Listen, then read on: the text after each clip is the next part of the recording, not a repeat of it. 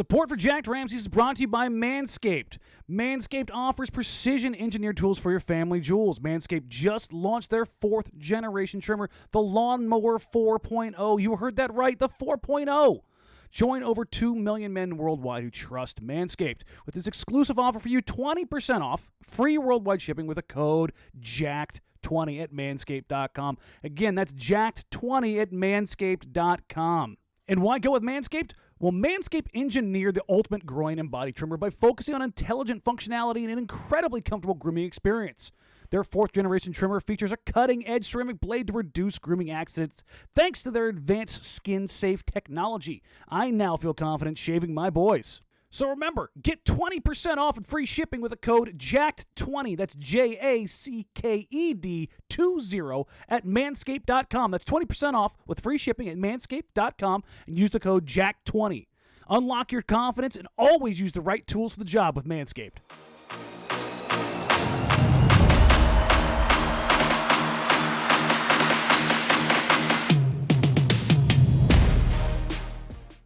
What's going on, everybody? Welcome into this episode of Jacked Ramsays. It's a Mailbag Monday, except it's on a Tuesday night going into a Wednesday morning in your feed because mostly I'm an idiot and I broke everything. Me is talking, I guess, would be Danny Marang, joined always by Brandon Sprague. What's up, buddy? Hey, how we doing? Are you less angry than you were the last time we tried to do this? Because people didn't see this, and no. So here's the backstory, very quickly. So we're farting around. We usually fart around for a few minutes before we start this thing, and I just think I'm gonna mess with him real quick. Oh God! So I start fake talking into the camera, and it looks like I'm talking to him like this, and he goes, "Yeah, like exactly." And I'm talking, but he goes, "What just happened?" And I keep doing it, and he's like, "What just happened? I can't hear you." And I was like, "You can't." I said, "You can't hear me," but I lipped it. Mm-hmm. Danny starts freaking out. You can see the white just peer out from his skin, like, "Oh, I'm going ghost." And then he starts losing it. And then eventually I figure out he's starting to get mad. And I'm like, "Hey, dude, I'm just joking." And he can't hear me because it actually blew out. And then we found out it actually blew out. So I went to play a joke, but the thing actually blew out. We couldn't record. Yeah, all of my settings, because I do this through. Because we do this a little, inside baseball. We do this through Zoom, like everybody does right now. And then I have it run through a million different things through OBS so we can capture the video and put it up on YouTube and all that other stuff. And everything broke. Every link, every connection. I had to rebuild everything from scratch yesterday so that it was ready today. And it's a nightmare. It's a complete and utter nightmare. I hate technology. I do it for a living. And I still just, here we go. So. But it's a mailbag. So we have a ton of questions. We have some email questions. We have some Twitter questions. Be prepared. There are Ben Simmons questions in here. They will seemingly not go away. We still getting the Ben Simmons stuff, huh? I mean, it's until he gets traded. It's just kind of out there. We'll touch on it a little bit, but we're not going to hit on too much. But just because this horse is just sitting here crying. It has been beaten to death. It does not want to. It doesn't. It is asking for no mercy. We are not a PETA-friendly podcast, but in this case, we will spare the horse. The vegetarians are just sitting here like just in complete disgust right now. I'm sorry. It's how it goes. This from Miguel, at Miguel Easy on Twitter. Would Norm care about coming off the bench if he's already making bank? Brent Sprague, you know what's funny? Can I tell you something real inside baseball? Mm-hmm.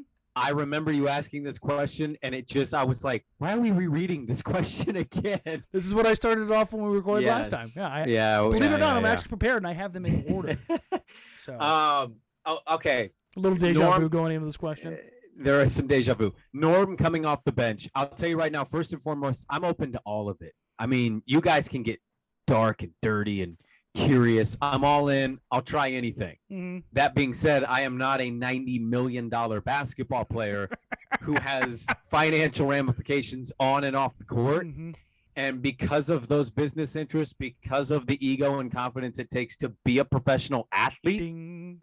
I am not buying that Norm is cool with being a sixth man. Unless you were 32 years old, 33, 34 years old, and you're aging into a different role, a la Carmelo Anthony, Andre Iguodala, Vince Carter, Rudy Gay, like those guys. You're not moving to the bench. I don't know what this fascination of, like, wait, we can balance the roster if we just put Norm on the bench. If we just put CJ on the bench. CJ already plays like 20-plus minutes with the bench. Putting Norm, a non-shot creator, on the bench with non-shot creators doesn't do anything. Like, there's. Can I play devil's advocate real quick? Go for it. While I largely agree with that theory, I think the other side would just simply say, Danny, they didn't change the roster. It's a new look. And the other look we had, guess what all that gave us? A first-round exit. It's a new look. It's something new to try. Would it make a difference? I largely lean no. But I can see how people view those things and go, you didn't give me a real new roster, so go give me something different on the court. It's not really different, though. That's the thing. No, I'm telling you, but I'm just saying I can see how they might think it could be. You're just jumping through those hurdles yourself. I'm trying to play all sides of the fence here, buddy. I just told you I largely lean with you. Well, I don't think that, it changes anything. I'm just saying in general, it just for the whole overarching theme of this. There's this idea that, if they just like accept the Ginobili role, which has been accepted by exactly one person, Manu Ginobili. But even then, it was different. That whole role wasn't about balancing a roster. They had multiple Hall of Famers. The Blazers do not. They have one. That is the preeminent difference between those two teams. Well, and this is not a shot at Chauncey because he hasn't coached yet, nor I think is it really a shot at any other coach. Can you imagine Chauncey coming in day one and be like, hey, Norm, you just got $90 million. Everything's going well. I'm going to put you on the bench. No, I can't imagine that. But what I was going to say is you also in San Antonio had historic all-in buy-in with players to the coach. Hall of Fame buy-in. And in this league, you just don't have many examples of players. They like their coaches. Some of them advocate for their coaches. Largely, most of them are not that kind of loyal to go against something like that, to want to say, oh, I'm a starter, but I'm going to go to the bench gladly. That just, you're talking about in something your prime that doesn't earning happen. Years. Yeah. Yeah, hard pass. Yeah. Miguel, it's not about the money. It's about the prestige. It's about the ego. It's about the opportunities. It's about the cachet. Like that's, what happens when you make money? You want to make more money.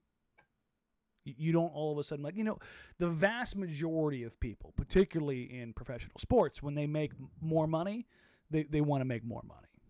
Very, very, very, very rarely do you find somebody willing to give back money. At the very top of the game, Tom Brady, Dirk Nowitzki. That's about it. It's a short list of dudes who are willing to give back money, let alone give back playing time, because everything that you give back, you cannot get back, whether it be dollars or whether it be playing time. And so if you're angling for one more deal, if you're out there with lesser players putting up less points or in a different role that puts more burden on you, makes you work harder, burns you out more. It's just there's a lot more to it than just, well, if I shuffle this around, maybe it'll give a different look. It'll make the team better. I think there's some myth building in that if you just do this, it'll make the situation better. I do not subscribe to that in any way at all, just because we've seen it borne out. There's very few instances historically that you can point to and be like, yeah, it worked, and in all those opportunities, the Hall of Famers. So, listen, if Norm was a Hall of Famer and he decided he wanted to do that, cool. I am like you. I am 100% on board. I just it's hard for me to buy into. Speaking of buying into things, and I think this is. As much as the what is going on with Dame stuff is going to carry the season on the overarching narrative outside of how the Blazers are doing, the one that I think is kind of bubbling under the surface is this, and this is from Logan at Logan Akio. We're going to go with that. Should we be discussing potential Nurk trades? It's the last year of his contract, so we may need to get value while we can. I would love it. I'm all in. You're all in on everything. I love it. I see the value in Nurk, but I also think there is a little bit of romanticizing what he is. The idea of Jusuf Nurkic as opposed to the I think the idea of Jusuf Nurkic was the very beginning of Jusuf Nurkic. Nurk fever. And it hasn't. The fever has not subsided. And because, he's transformed his body, I'll give him a lot of credit. He's lost some weight. He's looked really good. I can't argue with what he brings on the court. The problem is he doesn't do it consistently enough, nor does he stay healthy. So it's like, while I understand, I love Nurk fever as much as anybody. The Bosnian Beast, that was kind of the standalone example of like the max out what he means and what he is, because we just haven't gotten to that. Again, we've gotten glimpses. Remember the bubble game 1 against the Lakers? Like, we had glimpses, but his bubble run up into the playoffs was incredible, but he was out of gas because he was out of shape and not ready. Right, and he just hasn't been able, unfortunately, for him to piece it together consistently or stay healthy. I don't envision what the trade is or who it's with, but if there's a deal out there, man, I just don't think you should be shaking your head at anybody but Dame. But I know there's clearly like the GM's going to value who he values on the team. And if you, speaking of the GM, the president of basketball operations, the Pro Bono, Neil Olshey, he's the general manager. I mean, gotta go with the official titles, Brandon. Come on now. So they just don't have a general manager? That title doesn't exist? I don't think so. And if that's malarkey. I think that's ridiculous. I think they have 2 assistant GMs. Yeah, that's the Packers are owned by the city. Nah, not really. I mean, they have a piece of paper that says I'm a owner. Yeah. Yeah, technically shareholders, But ask Ed, who lives in the middle of Wisconsin, what his thoughts were on the free agency wire for the Green Bay Packers, because I don't think they listen to Ed. They have the shareholder meetings. Come on now. We're doing this, and you guys will shut the hell up. Yeah. Speaking of doing this or shutting the hell up, that's kind of what Neil Olshey has done with guys on expiring deals. Outside of Dame and CJ, those are the 2 longest tenured Blazers. They're the 2 best Blazers since obviously LaMarcus, but they've kept nobody. They have re-signed nobody. Now you can say Norm, but Norm was here for 3 months before they re-signed him, so it's kind of like just a new addition. You were basically going to re-sign him anyway, so I think they view it more as this is a free agency acquisition. Sure. Yeah, but with Nurk, how did he get here in the first place? The Blazers gave up somebody in Mason Plumlee on an expiring deal who they liked. They liked Mason. He had shortcomings, but he was beloved in that locker room. Let me also say, too, about the Plum Dog. Nurk is better, but Mason was a good, valuable piece for the Denver Nuggets the year they went to the West Finals. He was good. No, he was a solid player here. Yeah. They had to make a move. They had to shake something up. They knew that they were going to probably lose him, and they weren't going to commit money to him long term. But they didn't want to get rid of him in the fashion that they did, and they remember they needed a body in return, and Nurk was something they had to take back in order to get the first round pick from Denver. I think that gets glossed over a ton. Like this is a magical deal. Did it work out for the Blazers? Probably. Probably worked out for both teams if we're being honest. That's what I always kind of view it as. It worked for both because Portland sense. Got a good piece, and it made sense for Denver because they had Jokic, so get a good athletic backup 5. They could play make, and you could run some similar things through. If you want to say one team got the better of the other, fine, that's whatever. But when I look at it, I think it was an okay deal for both sides. But as Portland got the better talent, but both sides got great value. Yes, and I think or good value. Good value. Good value. Yeah, because they overpaid probably for Plumlee on the next contract, and the Blazers lost a year and a half of Jusuf Nurkic. So kind of a wash in that regard. But as far as like Nurk trades, I've heard from multiple sources that they have shopped Jusuf Nurkic in the past. He's not irreplaceable because he does have shortcomings, and we're not just talking about the injuries. Let's take a look. I mean, as much as CJ gets blamed for the Denver series, and he should get a dump truck full because he got outplayed by guys significantly below him in the pecking order among guards. He was embarrassed in multiple games. Jusuf Nurkic fouled out over and over and over again because he couldn't put his damn ego aside and just play Jokic straight up. He had to get handsy. He's getting cooked, and he didn't like it. Jokic is, but, to Nurk's defense a little bit, like fouling out you don't want to see, but we're talking about the league MVP. Like, that dude is good. He absolutely is. But it's really hard for me. Criticism is fair. What is hard for me, though, as a guy that, I played basketball, I play it recreationally, I love basketball. What's hard for me is I think we underestimate how difficult that truly is, because the difference from Nurk to Jokic is greater than people think. Yeah.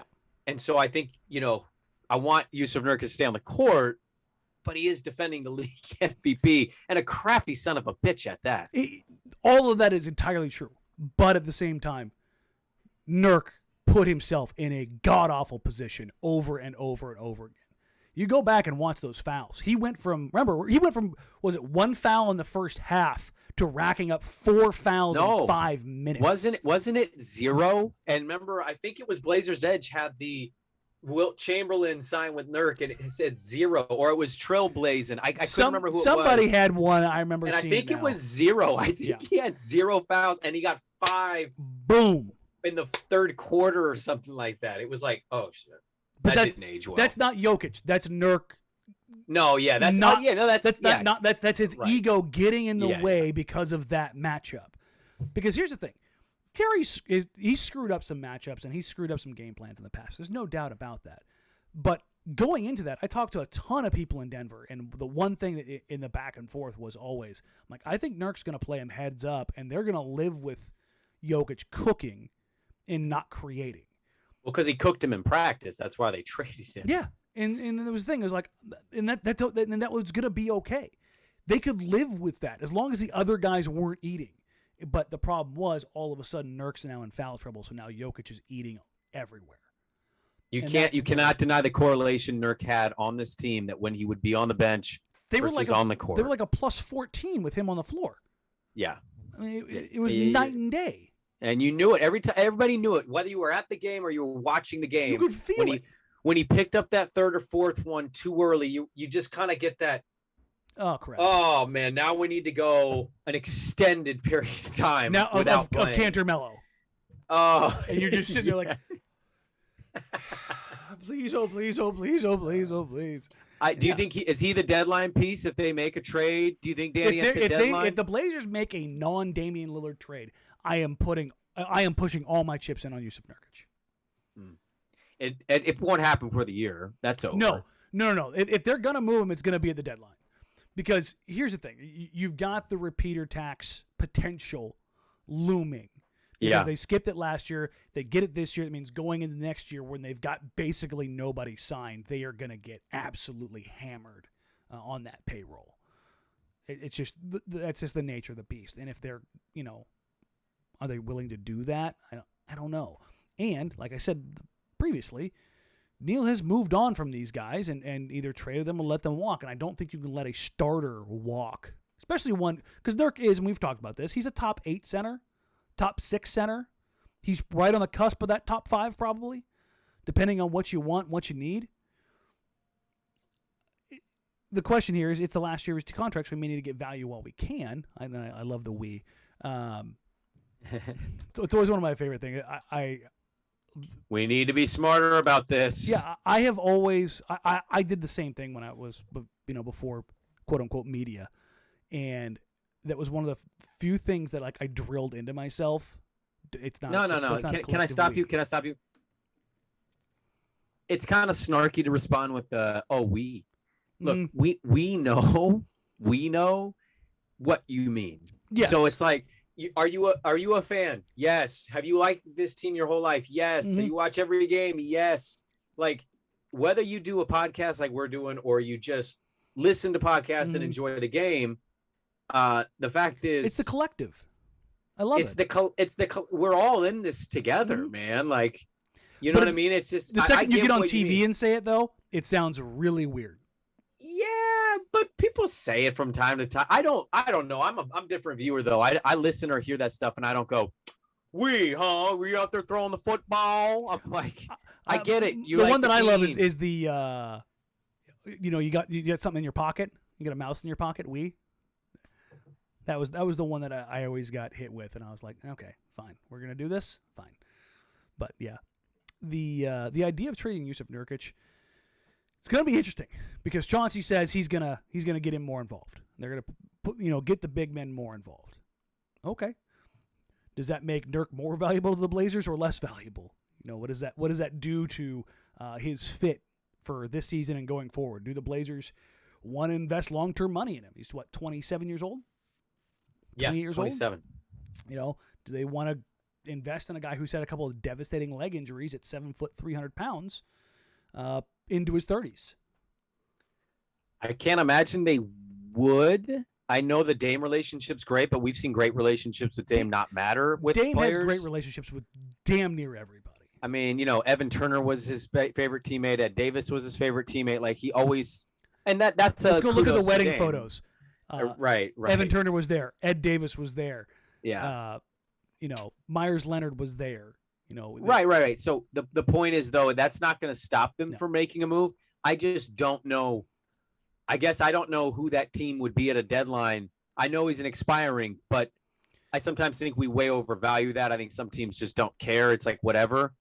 I think for the Blazers, they care. And that's the Blazers care, but who's the other side of that trade? And I don't know who that piece is that you could get in return for a Nurkic. Yeah, I think as things unfold, the thing about him is there is value for him. I have heard from multiple people around the league that there is actual interest, not just like, eye of the beholder value. There's real value. Like when he's healthy, he's a very good player. He's a very good player, but give me a comp of talent that you could receive back. Like what's a similar player to his? I think you could get Chicago. Chicago is a team that But they got Vucevic. They got Vooch, obviously. But before that, I could see, a Markkanen, Wendell Carter Jr. like that. I could see that, going into, last deadline being something that was workshopped. Good players, but young players maybe a little bit flawed, but you want to see him get a change of scenery. But I could see that, and that would be Justice Winslow. No. Jaren Jackson Jr., Daddy likes. Why would you ever give up Jaren Jackson Jr. for Nurkic? They won't, but they won't. They love JJJ. Yeah, no. Listen, a man can dream. Jaren Jackson Jr. is a fever dream for me. I love. What if they? In the league. What if they go Twin Towers? JJJ and Nurkic give us Dylan Brooks. Are you trying to make me sick? Oh, I know. It never happened. No, God no. Dylan Brooks and this team would turn into like a potato peeler across my skin. Oh, you wouldn't want Dylan Brooks on the team? God no. Oh, God, hot take. Yeah, hot take. Yeah, I mean, I have two pretty steadfast rules. Wow. No Duke players and no Oregon players. Why? He's an asshole. He's a great asshole. He is, but he's also overpaid, and his usage rate is really sideways. Let him play with a real player. I mean, Jaren? Jaw's amazing. All right. I'm sorry I just said what I said, but he's not Dame. Slow-mo? I mean, they've got a good squad down there. So, dude, I love Slow-mo. Listen, if Slow-mo's a guy I would have loved to have in Portland, 100%. Speaking of guys that everybody wants to have in Portland, Ben Simmons. Here we go again. Helvey at hell to the V. Okay, there we go. Sometimes the syntax of Twitter just doesn't make sense until you like spell it out, or I'm just an idiot. Both works. I think you're an idiot. Probably. I know everyone is focused on Ben Simmons, but here's the curveball. But what potential multi-team trades would you be looking at that are possible? McCollum, Nurk, Covington being likely movable. This is kind of a bridge from the Nurkic stuff. Outside of James Harden, I do not believe Neil O'Shea is going to trade CJ McCollum. It's just not going to happen. The only time that I can actually confirm that CJ McCollum has been offered up in a trade is from James Harden. That's it. Well, who is the report? I saw Hyken quote tweeted it, but the report the other day that the Simmons Blazer stuff is more on the Blazers end of not wanting to do it. Yeah, I believe that. And which that's not shocking by any stretch, but it just kind of I forgot who reported it, but it reaffirms what a lot of people have been saying all summer, all offseason. And I think part of it is Neil not wanting to give up CJ, and I also think part of it is they don't trust Ben Simmons. Let's be clear. He has basketball issues that can be resolved with the right fit, which I believe Damian Lillard is about as good. The only player who is a possibly better fit, in my opinion, is Steph Curry. Like that's but that's the mark. It's those It's guys. his kitchen, man. It's his kitchen. But there's also off the court stuff. Yeah, his kitchen. Yeah. How focused is he on wanting to be great? I mean, Shaq said it. He's good, but he needs to basically unbleep himself to be great. Tweeting out a video clip of you shooting a 3 against dudes I've never seen in my life does not do anything of making me feel better. No, and I mean the whole I want to be in a metropolitan city. He wants to date Jenners and Kardashians, and it's just he's had a spoon in his mouth since he was a kid. He was preordained basically to be in the league since he was like 14. For some guys, that works. Very rarely does it work. LeBron handles it, but he has had his issues. He's obviously superlatively talented, but also, he's got an ego that nobody can contain. Ben can't quite back it up, and that's the difference. Mm-hmm. But I mean, if you took the name off of it and took the free throw percentage off of it, and you look at his stats, you're like, and you said, also this guy's 6'10" and the best defensive player in the league. You're sitting there going, that's a hell of a player. If you just didn't know that Ben Simmons existed. But if you show me the free throw stats and the playoff numbers, I'd probably go, why is that? And I think the mental hurdles there are a bigger issue than the physical stuff. And sure. I think once you marry that up with the off the court stuff and the questioning of work ethic, I think that's what, if any team should be willing to, it should be Portland, but it's not, and they're not going to. So you start looking at CJ Nurkic, Covington, as far as guys that Portland could potentially look at moving at the deadline to improve the team. Again, I don't think McCollum is probably going to be offered up unless he just bought a freaking vineyard like 2 blocks from me. He's going to be here for the long haul, folks. He's not going. He's going to be a Dame. He just won't be as face fronting for the city as Dame. I don't mean he's not. Yeah. Terry Porter. He's here. Everybody see. Oh, hey, CJ. Like he's gonna be here forever. Yeah. Ben Simmons is not, but Covington. You never know. Do you think that they look to move Cov? Because I had heard that when they were talking about things that Cov was off the table. I like Cov with these guys. I do. He's a very good glue. Like Cov and Norm, and to be honest, Nance are 3 guys that are great glue guys, great like high end role players. You would have to tell me what I'm getting back. I'm not just going out there. Again, I'm open to everything, but I need to know what you're getting back instead of me just like blindly. It needs to be a no doubt improvement, or it needs to be a shift to younger because the team's gone and you're rebuilding. Those are the 2 paths. Right, but yeah, I mean, if you get a Dame rebuilding, you're in a different territory. But if you're not, Roko's pretty valuable for what his role is, and I don't know if you get better players than those guys. I don't know if you get better than him for what he's supposed to be on this team. And that kind of runs you into the same thing that has been there since day one, which is you can get better at positions 3, 4, 5, and 6 on your roster. It's positions 1 and 2. And 1 is Dame and 2 is CJ. And until that changes, all the other stuff, it might make you better, but your ceiling's still there because the NBA is so player dependent.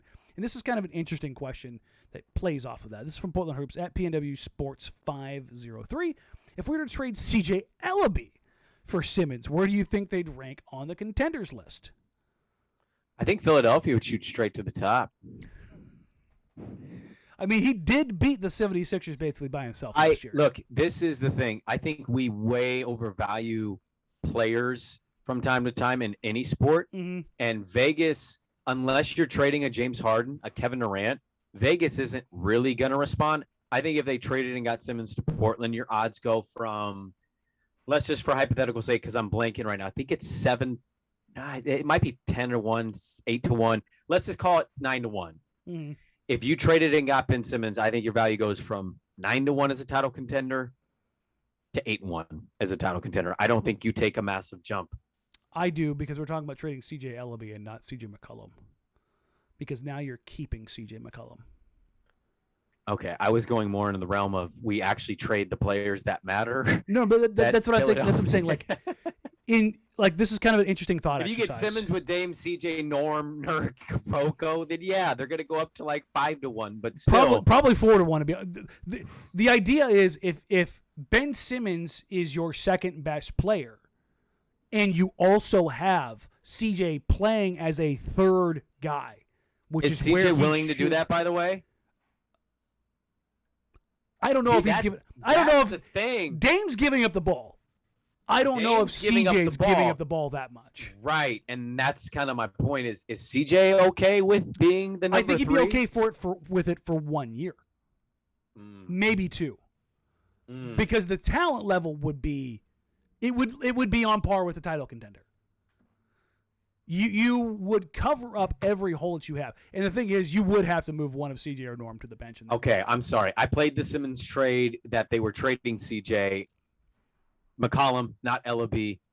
If you're trading CJ LOB, then sure, your odds get better. I mean, come on. But here's the crazy thing.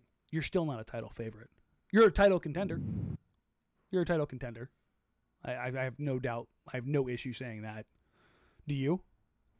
No, I think you're a title contender. Yeah. So I think that's a fun one. This from Jay Anderson at germ_A83. Repeater text. Blazers Edge articles seem to indicate we are in repeater text territory. Meanwhile, the comment sections are pretty adamant that we aren't. Can you clear that up? They are in repeater tax territory in the sense that if they are over the cap this year, they will trigger the repeater tax next season. That's when it becomes a problem. So that's where they are. Speaking of ownership, this is from Joel, just Joel, at Mr. Julius. What would you rank as the worst ownership in the league, and where Portland might sit in that conversation? Real quick, what's the bottom 3 owners in the league right now? Hold on, let me look at this real quick. I want to be fair. Sacramento needs to be in this list. There's no conceivable way. They can't get out of their own way. What's funny is one owner would be on this a year ago in Phoenix. And sorry, I mean, I think Houston should be on this list. I think Tillman Fertitta is awful. 100%. And then I would say Minnesota. But I guess they just got a new owner. I don't know when that starts with A-Rod and the other bro. Yeah. But I mean, you could go Minnesota. You could go Orlando. Man, you could really go New Orleans because they care only about their NFL team. They don't give a shnikes about their basketball team. Yeah. I'll go Pelicans because their owner quite literally is the owner of the Saints, and that family doesn't care about the Pelicans. No. So those 3. I would say those 3. So you didn't throw the Knicks in there, which I find a little bit surprising. Well, look, I'm not a fan of James Dolan, but he falls into the Jody Allen territory for me, except worse because he's more in the public light. Mm-hmm. If you get your team to become a playoff team or a great team, I could still not think you're a great owner, but I can't put you in the very bottom tier of that. I got to give you. But he is the biggest market in the country. 100%. I'm not exempting him. If those are the bottom 3 for me, James Dolan is standing on the shoulders of the number 3 guy. He's like, hey, any minute. We could be trading spots. Like if the Kings become good, they make a Simmons trade or something. Yeah, I'll say this. I like the last couple moves the Kings have made. I like some of the players. The Bagley pick was awful, and I didn't like it when he got drafted. Yeah, but that's bad. But I really like De'Aaron Fox. I know Buddy Hield's been pissed off at the team and the coach, but I liked Buddy Hield. And I like Tyrese Halliburton is a very good player. A very good player. I like some of the moves that they've made. So the Knicks and the Kings, maybe they'll swap, maybe they won't. But I'm still putting Dolan near the bottom. I've got the Knicks there because they've had 20 years plus of ineptitude in the biggest market there is. How many teams have never been to a finals and they were in the finals 20 years ago? I know that could sound stupid, but that has to matter a little bit, right? No, not for me. Did he own them 20 years ago? I don't know. I have to look at when he bought them. Yeah. Hold on. That might not count then. For me, he's just a train wreck. Like he can't get out of his own way, and that's for me at least. He took them over the year they got there. So he took over what everybody else built in '99. It is '99. Basically, they've been a complete crap show since he bought them. Yes, they've also had some very bad luck with players and coaches. He signs those checks, right? He hires those people. I mean, sure. I like how your voice went from I don't know to I mean sure, why not? Look, I didn't know, for whatever you thought Amari was, I didn't know Amari's body was going to completely crumble. Maybe I missed that. I mean, memo in most Phoenix people knew with the microfracture surgery that he was done. Well, the microfracture surgery wasn't great, Danny. Okay, I'll give you that, but I didn't want to completely give up hope. I loved Amari. Listen, that team was a blast, but yeah, he's been chasing that dragon for 20 years. Did he give me insanity? He's stumbled into it, sure. Have the Timberwolves given me anything for 2 weeks the way that the Knicks did?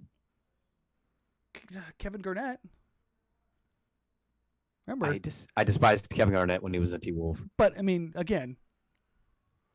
They didn't surround him with talent. It was depressing. No. Very, very, very, very, very bad ownership. The best player they surrounded him with was Wally Szczerbiak. Hey, listen, handsome man. Shoot the hell out of the ball, too. I mean, probably one of the top 10 most gorgeous basketball players of all time. I've met him twice, and each time I have to, look down.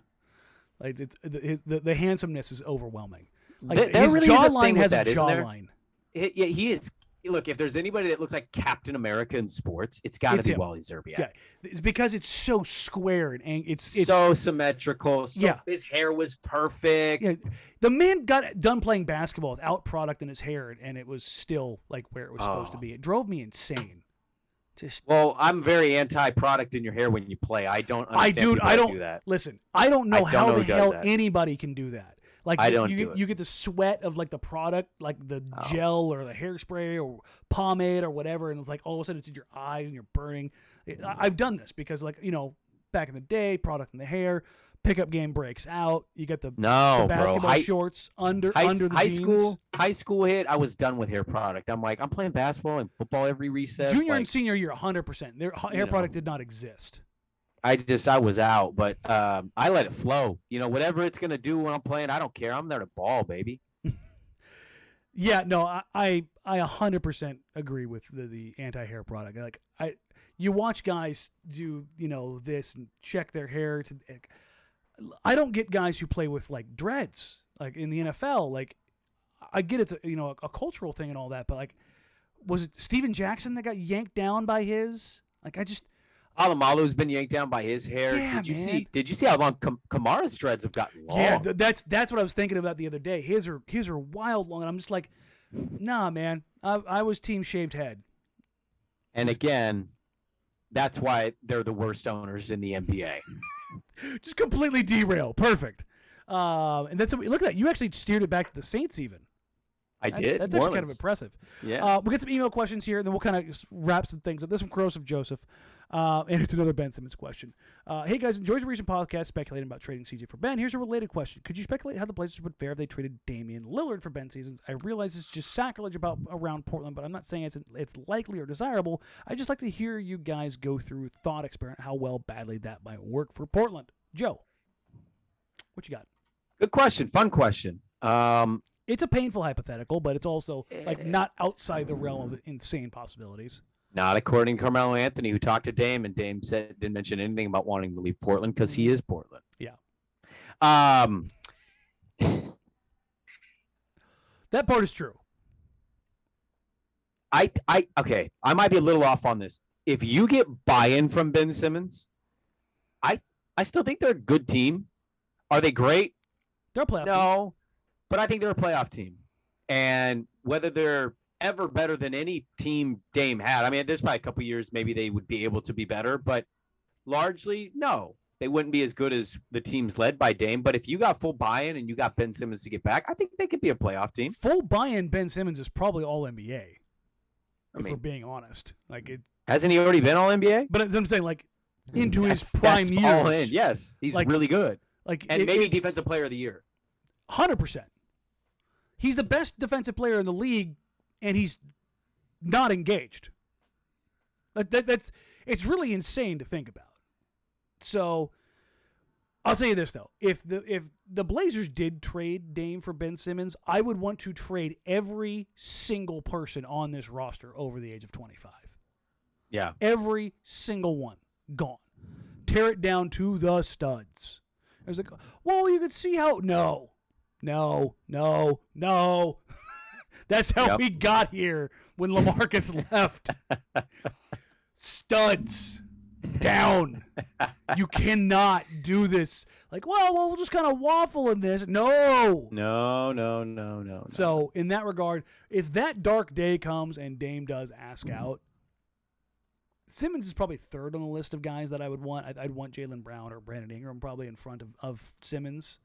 Mm-hmm. But like if that's the Hall, Simmons, Maxey picks, you could do worse. And at that point in time, you build around him and you tear it all down. See what you can get. Yeah. Speaking of tearing it all down, we're going to go the opposite way here. This is the uplifting portion of the podcast, Brandon. Okay. What is the current roster ceiling if everything goes right? And right is in quotes. Which things going right do you think would have the greatest impact on the team's success? And this is from Eric Leschberg. So everything breaks really well. How far do they get? Like, what's their ceiling? What's their ceiling? I think their ceiling is the 4 seed in the West. You're hosting the first round playoff series. I know that's a bit high for some, but I really think this team. That's not as high as you think it is. I've seen some people say that.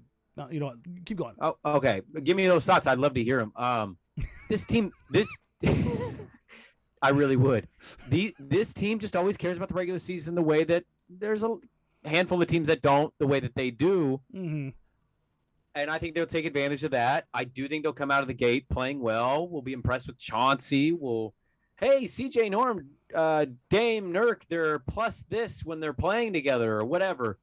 But I think their ceiling is the 4 seed and second round in the postseason, maybe a 5, 6, or 7 game series and get bounced. Interesting. Okay, prepare yourselves, folks, because the guy who everybody thinks is a pessimist is going to have a higher opinion of this team than Brandon. Oh, I think love to hear their it. ceiling, and this I've heard some people say if everything went right, I could see Portland being a 3 seed, and which to me is like 3. Three's a high seed, high seed. Yeah, that's hard for me. I think 4, but we've seen what happens when all of the stars align for this franchise, and I think this team right now has more talent than 2018. But, and this is where people are like, oh yeah, this team has more talent than 2018. True. So does Phoenix. So does Utah. So does LA. Denver if they're healthy. Golden State if healthy. Like, they have more talent than those teams. But if everything goes right, we've seen what can happen with Damian Lillard in a playoff series. We've seen what can happen with CJ McCollum in a playoff series. We've seen Norman Powell win an NBA title. We've seen Robert Covington be a very good player. We've seen Jusuf Nurkic be a very good player. If everything went right, I think they could make the Western Conference Finals. In this instance, then you're suggesting a Lakers, the old thing actually hurts them. They're out. So they pick up AD too can't many stay healthy. injuries, Yeah. or they're just beat up and burned out because they had to play so many minutes throughout the season because they are shorthanded because their bodies are banged out. Phoenix doesn't quite have the same lightning in a bottle. Chris ages. Or they don't. Everything doesn't, like, they were mostly healthy. They had some injuries that they dealt with, but Booker didn't really miss time. Ayton didn't really miss time. Bridges didn't really miss time. Let's say, to be honest, the likelihood is one of those guys is going to pick up a knock this season. Is campaign going to be the same player that he was the whole season? Is Utah going to run the table like they did? Utah's a Portland to me, though. They're a team that cares about the regular season because they feel their home court advantage is going to play a factor into it. And revenue. The Clippers without Kawhi, I mean, I still think they can still punch anybody in the face. Like, they still have Paul George. That's still a team that, like, can give problems. And Denver to me is similar to the Clippers. I think if Porter Jr. gets it to go, or gets it going, terrifying. Yeah, you'll get Jamal Murray back, and we'll go, holy crap, Jamal Murray's back. Gordon just re-signed with them for 4 years. Like, I could see Denver being a sneaky good team. 7-8 games of Murray, Gordon, MPJ, Jokic. Yeah, it wasn't very. It was a handful of games. Like, if that team comes together, that's a nightmare. But again, if Portland has better injury luck, they don't lose CJ for 20+ games. They don't lose Nurk for 30+ games. That's probably a bit of an ask for Nurk. I see where you're coming from. Your ceiling, your theory. I follow it. It's unlikely. It's a lot for that to happen. It is. And to be honest, 2018-19 was a lot for that to happen. You had a player in Russell Westbrook who was determined to prove everybody wrong and single cover Dame, and the coach allowed it to happen. And so Dame cooked them. Single covering Damian Lillard in pick and roll coverage is the dumbest thing possible. And it happened. And then you ran into a Nuggets team who was very talented but not ready yet. Well, I disagree with that. I think if you get to a game 7, you're ready. It's just sometimes you hit the shot and they don't. He wasn't that guy yet. He was very good. He was incredible in that series. Yeah, but if he still CJ, wasn't that guy. I don't disagree with that. He got better, but if CJ plays somewhere between that series and the series they just played against the Nuggets, I think Denver wins that series. Yeah. So I think they were close, but yeah, to your point, maybe you could say they weren't quite ready because they were still young. Yeah. They were new to the scene that season. So I see your point. And again, then they went and they played Golden State, and yes, they had double-digit leads in all those games, but they also got handled. They got swept. Like that was part of the story too. And this kind of leads into that, and I think we'll kind of wrap it up here. The Warriors, this is from Stephen Gray. The Warriors won't have Klay until December, and who knows if he will be the old Klay. And the Mavs still have KP as their second option, and J. Kidd is their coach, so they automatically are worse. And the Grizz just replaced their second best player with Steven Adams. Does a 5 seed sound viable for the Blazers? And he has the seed listed as 1 Phoenix, 2 Jazz, 3 Lakers, 4 Denver, 5 Blazers. Yes, it's absolutely conceivable. I've seen, the ESPN index stuff, pundits all over these different media companies. I've seen some picks, and there's not a lot of friendly ones to Portland. I don't think anybody picked them above 6. I think 5 is very conceivable, and if they're 4 or 5, I'm not going to be here stunned at all on the podcast. If they get below that, I'm going to assume there's an injury or the Dame thing has completely cratered into the side. If they're 6, do you think it's an injury? No, I think they could get to 6, but they just maybe don't click as well as we think or thought they would. And the tough thing with saying there's no injury is I can't think Nurkic is playing the full 82. Or Nance or Zeller. Sure. Yeah. So there's no shortage of guys in that front court who have picked up knocks over their career. And if they miss their average games that they've missed the last 3 years, all of them, yeah, I think they could still play with the rest of those dudes and be 6. Yeah. Yeah, and I've picked them 6th. How many wins did you pick for them for this season? Have you done that yet? I haven't really done it yet. If I was to guess at spitball, I think, what does Vegas have them at? 42 and a half, 43? Consensus was 43, but the latest lines were 42 and a half. So. Okay, I would say 40. I would hit right over that. I'd say 43 wins. See, that's, again, write it down, folks. Marang is more optimistic than Sprague. So for everybody who thinks I hate this team. Well, hold on. Let me look. I want to look real quick. Because the back end. 43 wins would be more than they had last year. But remember, condensed schedule. So 72 games. Oh, yeah, you're right. That was a 46 win pace. Okay, I'll say 44. I'll say. I'm still over you. 45. 45. Final answer, mine. 45. There you go. 46. Okay, 45 final answer. Yep, I took 46. I'm not eating a hot chip.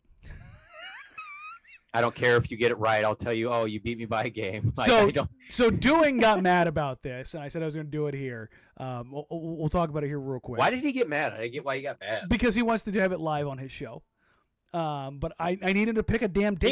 He wants to put on the radio you eating a hot chip, not being able to speak. I'm going to stream it live, and we're going to go through it. Gotcha. You can be a part of it, but you'll have to disappear. No, for that. No, I will not be a part of it. You don't want to watch me die? I'll watch the stream on my Instagram, watching your Instagram. Yeah, I'll watch that, but I don't need to be a part of it. But yeah, I'm gonna do this stupid chip. It's in the other room. I just want to get it over with because I need to make sure that my mouth and throat and other cavities are not destroyed going into the season. So. Don't try to be Shaq. Don't try to play it Mr. Cool. It's not hot. Like, I know it's going to be hot. Yeah, apparently the new one is not as hot. But you have the old one, right? I have the old one. Yeah. So, and it's been sitting there getting hotter and hotter and hotter. And and it's terrifying. People are now asking us to do a Pac-12 football podcast as well as a side-by-side, which we'll bring up, but only after USC hires a new head coach. So. Oh man, don't get me started on the Pac-12. I go all day. Listen, we will one of these times. We'll do a live Jacked Ramsays Pac-12 crossover edition. We'll bring over the Blue Wire Pac-12 guys and see what we can do. When Oregon State waxes USC in 2 weeks, I'm all in. Oh God, so we're gonna you realize we do have to put a bet on that game. I'll give you points. You're gonna be devastated when they lose. So real quick, was it 2008? Yeah, it was 2008 was the upset, right? Yep. Greg Laybourne. So was 2006. Was that 2006? 06 and 08. They upset him twice. So Greg Laybourne, the final interception. Beaverton High School. I played with him and his brother. So yeah. That one was personal. I was like, really, Greg? You're gonna do that to me here now? You damn right he is. He wants to get laid. I mean, it is Corvallis. It's either that or the cows. I'll just tell you right now, I was on the field in 06, and they were hoisting Matt Moore. Like, people were going nuts. And I will not say the player's name, but there was a prominent player of that team. When he ran off, all he said was, I'm about to get laid tonight. I mean, that tracks. College football player, biggest win of his life. I mean, I saw him at a party that night, and he was well on his way. That's all I'm going to say. He was well on his way. Yes. And this is a great way to say that. Remember, folks, Jacked Ramsays is brought to you by Manscaped. What do you got coming up for the rest of the week, buddy? We got, I mean, it's at difficulties on a basketball podcast, but we got more football. It's okay. Football, Listen, those things are allowed here. No, we got a lot to get to. We'll talk some Pac-12 college football. I know Oregon State have kind of buys, basically. They should trounce their opponents. I think there's really good matchups within this conference. I think Stanford's an interesting team to discuss.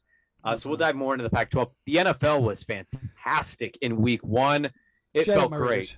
Oh, the Raiders look good. There was a chaotic Monday Night Football game that came down to the wire. We'll talk about this off air, but the AFC West is the best conference in football right now. The NFC West, yeah. AFC West, best division in football. You're absolutely an idiot. I mean, you're just being dumb. Yeah, I know. It's the NFC West. I know. But... No, the AFC West and the NFC West, 2 best divisions in football. Yes. Right? Yes. And it's pretty abundantly clear the AFC South is the worst. The NFC East is not the least. And the NFC North kind of sucks. Which is weird to say. The Packers, the Lions, the Bears, and Vikings. Who am I blanking on? The Vikings, all winless. Yeah. Meanwhile, NFC West, undefeated. Undefeated, baby. This is your NFL portion of the Jacked Ramsays podcast, folk. Oh, and make sure we lay some good bets. I got the gambling show on Sunday. It starts at 5:00 Pacific. You can catch it on the Odyssey app, the BetQL network. It's called Back to the Futures with me and a guy named Travis Thomas. And we just kind of recap the NFL and college football weekend, and then we kind of look ahead to what the futures are saying and the odds makers are saying about the next week's matchup. So look for that Sunday at 5, and make sure you get your bets in, people. Last week, if you missed it, my lock of the week of all locks of the week was a teaser, a 7-point teaser parlay bet on the Buccaneers, the 49ers, and the Rams. 7 points took the Buccaneers to a 1-point favorite. They covered.